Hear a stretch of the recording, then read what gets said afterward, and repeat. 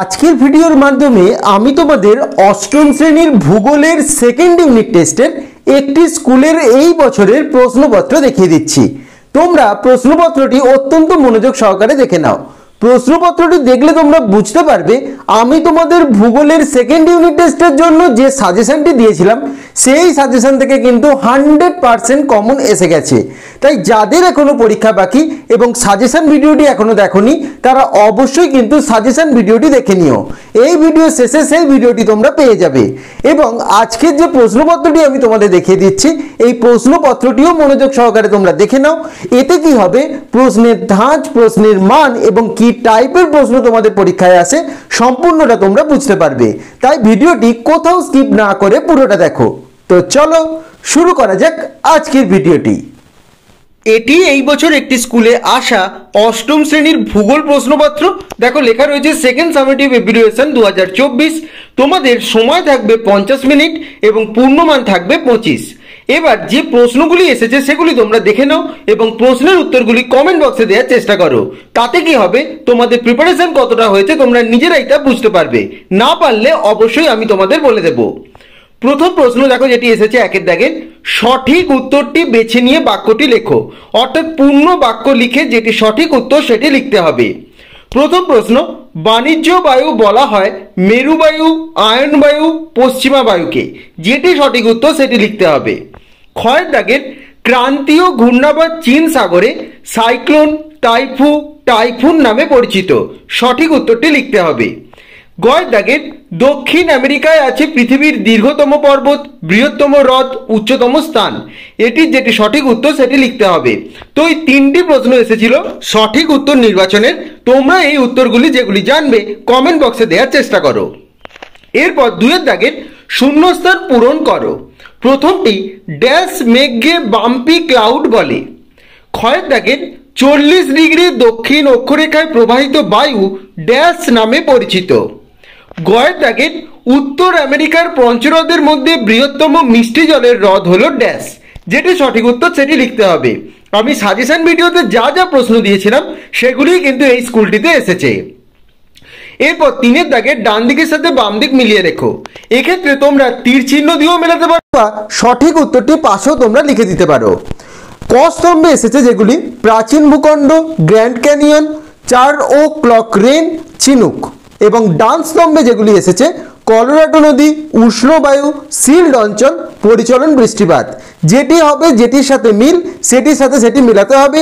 তীর চিহ্ন দিয়েও মেলাতে পারো অথবা তোমাদের মনে হলে তোমরা সঠিক উত্তরটি পাশে লিখে দিতে পারো। এরপর চারের দাগে নিম্নলিখিত যে কোনো দুটি সংক্ষিপ্ত উত্তর দাও। দেখো সবগুলিই কমন।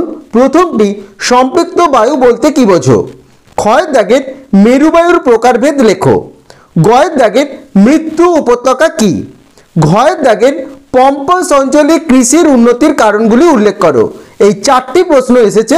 এই চারটির মধ্যে যে কোনো দুটির উত্তর তোমাদের দিতে হবে। এক্ষেত্রে আরেকটি কথা বলে রাখি, সঠিক দাগ নাম্বার দিয়ে সবসময় কিন্তু উত্তর লিখবে। দাগ নাম্বার ভুল হলে কিন্তু নাম্বার তোমাদের কমে যাবে। এই জন্য বলছি সঠিক দাগ নাম্বার অবশ্যই দেবে। এরপর পাঁচের দাগের নিম্নলিখিত যে কোনো দুটি প্রশ্নের উত্তর দাও। প্রথমটি, স্থলবায়ু এবং সমুদ্রবায়ু তিনটি পার্থক্য লেখো। ক্ষয়ের দাগের দক্ষিণ আমেরিকার নদ নদীগুলির তিনটি বৈশিষ্ট্য লেখো। গয়ের দাগের উত্তর আমেরিকার তুন্দ্রা জলবায়ুর স্বাভাবিক উদ্ভিদ সম্বন্ধে লেখো। এবং ঘয়ের দাগের ঘূর্ণবাত এবং প্রতীপ ঘূর্ণবাতের তিনটি পার্থক্য লেখো। এই চারটি প্রশ্ন এসেছে পাঁচের দাগের। এই উত্তরগুলি লিখতে হবে। আমি সব প্রশ্নই তোমাদের সাজেশনে দিয়েছি। তোমরা অবশ্যই যারা এখনো দেখোনি সাজেশন ভিডিওটি দেখে নিও এবং যারা অলরেডি দেখে নিয়েছো তোমরা বুঝতেই পারছো সবকটি প্রশ্ন তোমাদের কমন। এরপর ছয়ের দাগের যে কোনো একটি প্রশ্নের উত্তর দাও 5 নম্বরের। প্রথমটি, চিত্র এবং উদাহরণ সহযোগে শৈলোৎক্ষেপ বৃষ্টিপাত এবং বৃষ্টির ছায়া অঞ্চলের বিবরণ দাও। ক্ষয়ের দাগের একটি ভূগোলক এঁকে বায়ুচাপ বলয়গুলি নির্দেশ করে নিরক্ষীয় অঞ্চলে নিম্নচাপ সৃষ্টির কারণগুলি লেখো। এবং গয়ের দাগের উত্তর আমেরিকার হ্রদ অঞ্চলের শিল্পোন্নতির কারণগুলি লেখো। এগুলির মধ্যে প্রথম প্রশ্নটি যদি তোমরা লেখো অবশ্যই ছবি অঙ্কন করে তাহলে কিন্তু ভালো নাম্বার অবশ্যই পাবে। এবং এই তিনটি প্রশ্নই কিন্তু সাজেশনে আমি তোমাদের দিয়ে রেখেছি। এটি একটি স্কুলের এই বছরের অষ্টম শ্রেণীর দ্বিতীয় পর্যায়ক্রমিক মূল্যায়নের ভূগোল প্রশ্নপত্র তোমাদের আমি দেখিয়ে দিলাম। এগুলির মধ্যেও অনেক প্রশ্ন তোমরা কমন পেয়ে যেতেই পারো, তাই দরকার পড়লে ভিডিওটি প্রথম থেকে তোমরা আর একবার দেখে নিতে পারো এবং প্রশ্নের উত্তরগুলি তোমরা কমেন্ট বক্সে দেওয়ার চেষ্টা করো, তাতে তোমাদের প্রিপারেশন কতটা হয়েছে নিজেরাই তা বুঝতে পারবে। না পারলে সেটিও আমাকে জানাও, আমি তার উত্তর তোমাদের যথাযথভাবে দিয়ে দেবো।